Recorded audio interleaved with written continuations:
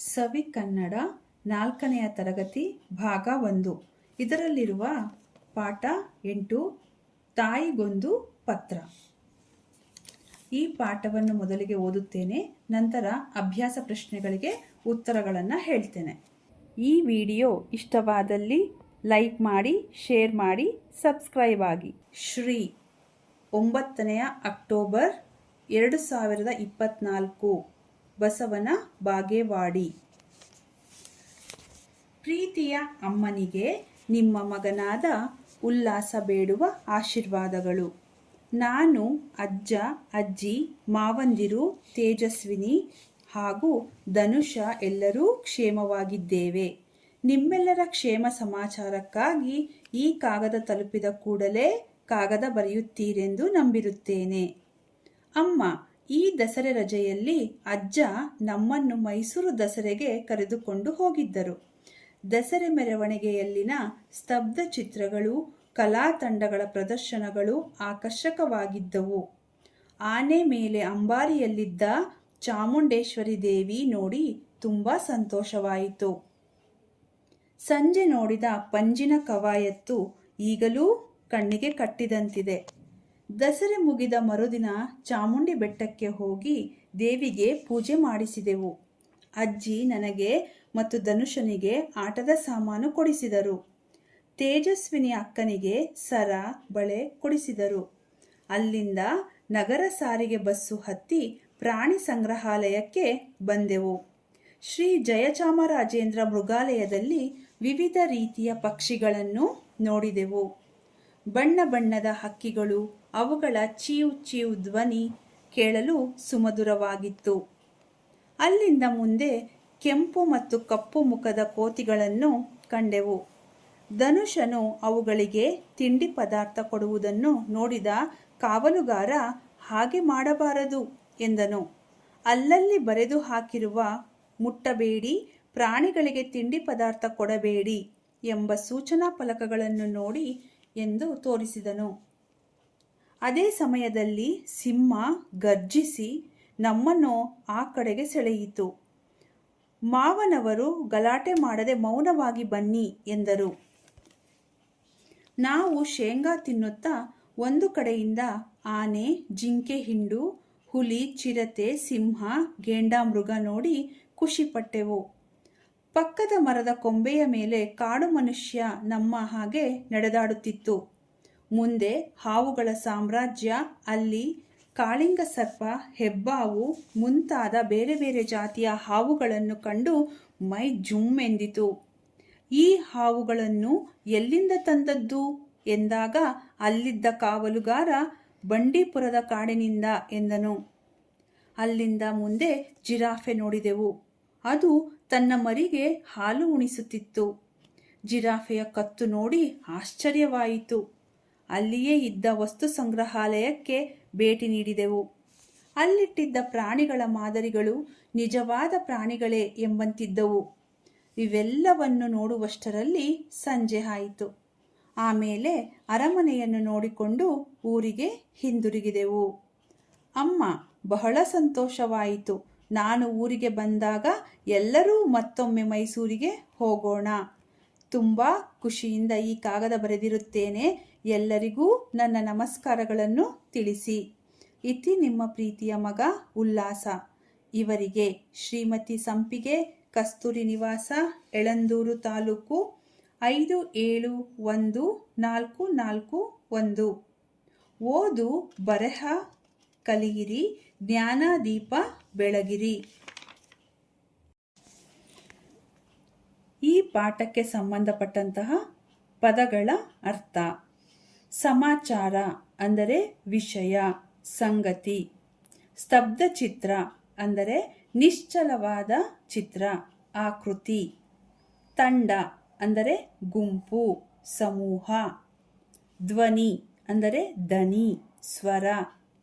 ಸುಮಧುರ ಅಂದರೆ ಇಂಪಾದ. ಉದ್ಯಾನವನ ಅಂದರೆ ಕೈತೋಟ. ಗರ್ಜನೆ ಅಂದರೆ ಗಟ್ಟಿಯಾಗಿ ಕೂಗು, ಆರ್ಭಟಿಸು. ಶೇಂಗಾ ಅಂದರೆ ಕಡಲೆಕಾಯಿ, ನೆಲಗಡಲೆ. ಟಿಪ್ಪಣಿ: ದಸರೆ ಅಂದರೆ ಶುಕ್ಲ ಪಕ್ಷ ಪಾಡ್ಯದಿಂದ ದಶಮಿಯವರೆಗಿನ 10 ದಿನಗಳ ಹಬ್ಬ. ಅಂಬಾರಿ ಅಂದರೆ ಆನೆಯ ಮೇಲೆ ಕುಳಿತುಕೊಳ್ಳಲು ಹಾಕುವ ಮಂಟಪದಂತಹ ಭದ್ರಾಸನ. ಪಂಜು ಅಂದರೆ ಕೋಲಿಗೆ ದಪ್ಪ ಬಟ್ಟೆ ಸುತ್ತಿ ಎಣ್ಣೆ ಅಥವಾ ತುಪ್ಪ ಸುರಿದು ಉರಿಸುವ ದೀಪ. ಕವಾಯತ್ತು ಅಂದರೆ ಸೈನಿಕರು, ಪೊಲೀಸರು, ಗೃಹ ರಕ್ಷಕರು ಮಾಡುವ ಕಸರತ್ತು. ಫಲಕ ಅಂದರೆ ಲೋಹ, ಮರ, ಗಾಜು ಮುಂತಾದವುಗಳ ತೆಳುವಾದ ಹಾಳೆ. ಪಂಜರ ಅಂದರೆ ಹಕ್ಕಿ, ಪ್ರಾಣಿ ಮುಂತಾದವುಗಳನ್ನು ಇಡುವ ಗೂಡು. ನಂತರ ಅಭ್ಯಾಸ ಪ್ರಶ್ನೆಗಳು. ಅಭ್ಯಾಸ ಅ. ಒಂದೊಂದು ವಾಕ್ಯದಲ್ಲಿ ಉತ್ತರ ಬರೆಯಿರಿ. 1ನೇ ಪ್ರಶ್ನೆ, ಅಜ್ಜ ಮಕ್ಕಳನ್ನು ಎಲ್ಲಿಗೆ ಕರೆದುಕೊಂಡು ಹೋಗಿದ್ದರು? ಉತ್ತರ, ಅಜ್ಜ ಮಕ್ಕಳನ್ನು ಮೈಸೂರು ದಸರೆಗೆ ಕರೆದುಕೊಂಡು ಹೋಗಿದ್ದರು. 2ನೇ ಪ್ರಶ್ನೆ, ಅಜ್ಜಿ ಮಕ್ಕಳಿಗೆ ಏನೇನು ಕೊಡಿಸಿದರು? ಉತ್ತರ, ಅಜ್ಜಿ ಉಲ್ಲಾಸ್ ಮತ್ತು ಧನುಷನಿಗೆ ಆಟದ ಸಾಮಾನು ಹಾಗೂ ತೇಜಸ್ವಿಗೆ ಬಳೆ, ಸರ ಕೊಡಿಸಿದರು. 3. ಮಕ್ಕಳು ಏನು ನೋಡಿ ಆಶ್ಚರ್ಯಪಟ್ಟರು? ಉತ್ತರ, ಮಕ್ಕಳು ಜಿರಾಫೆ ಕತ್ತನ್ನು ನೋಡಿ ಆಶ್ಚರ್ಯಪಟ್ಟರು. 4. ಅಮ್ಮನಿಗೆ ಕಾಗದ ಬರೆದವರು ಯಾರು?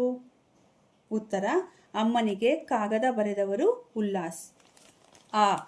2-3 ವಾಕ್ಯಗಳಲ್ಲಿ ಉತ್ತರ ಬರೆಯಿರಿ. 1ನೇ ಪ್ರಶ್ನೆ, ಮೈಸೂರು ದಸರೆಯಲ್ಲಿ ಉಲ್ಲಾಸನು ಏನೇನು ನೋಡಿದನು? ಉತ್ತರ, ಮೈಸೂರು ದಸರೆಯಲ್ಲಿ ಮೆರವಣಿಗೆಯಲ್ಲಿನ ಸ್ತಬ್ಧ ಚಿತ್ರಗಳು, ಕಲಾ ತಂಡಗಳ ಪ್ರದರ್ಶನಗಳು, ಆನೆ ಮೇಲೆ ಅಂಬಾರಿಯಲ್ಲಿದ್ದ ಚಾಮುಂಡೇಶ್ವರಿ ದೇವಿ ಹಾಗೂ ಪಂಜಿನ ಕವಾಯತ್ತನ್ನು ನೋಡಿದನು.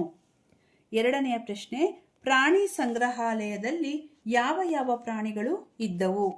ಉತ್ತರ, ಕೆಂಪು ಮತ್ತು ಕಪ್ಪು ಮುಖದ ಕೋತಿಗಳು, ಸಿಂಹ, ಆನೆ, ಜಿಂಕೆ, ಹುಲಿ, ಚಿರತೆ ಹಾಗೂ ಗೇಂಡಾಮೃಗ ಪ್ರಾಣಿಗಳು ಪ್ರಾಣಿ ಸಂಗ್ರಹಾಲಯದಲ್ಲಿ ಇದ್ದವು.